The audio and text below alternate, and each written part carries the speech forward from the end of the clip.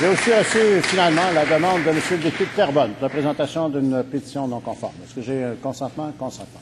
M. le député de Terrebonne. Merci, Monsieur le Président. Je dépose en primeur l'extrait d'une pétition adressée à l'Assemblée nationale signée par 1600 pétitionnaires. Désignation citoyens et citoyennes du Québec. Les faits évoqués sont les suivants. Considérant qu'en 2009, le Centre international de recherche sur le cancer a classé les appareils de bronzage dans la catégorie des risques de cancer les plus élevés pour l'humain, au même titre que la cigarette ou l'amiante. Considérant que de nombreuses études montrent que l'exposition aux rayons UV des appareils de bronzage artificiel avant l'âge de 35 ans augmente de 75 % le risque de développer un mélanome, la forme de cancer de la peau la plus sévère et la plus meurtrière.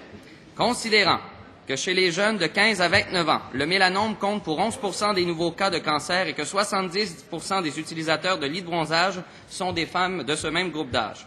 Considérant que plusieurs pays interdisent la vente de services de bronzage artificiel aux mineurs, au Canada, la Nouvelle-Écosse le fait, ainsi que le district de Victoria en Colombie-Britannique.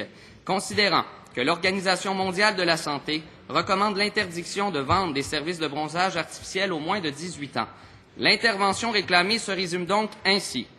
Les signataires de cette pétition demandent à l'Assemblée nationale d'interdire la vente des services de bronzage artificiel aux mineurs, de mettre sur pied un registre de tous les commerces offrant des services de bronzage et d'instaurer des mesures visant à restreindre les pratiques de marketing des salons de bronzage artificiel auprès des jeunes. Et je certifie que cet extrait est conforme à l'original de la pétition.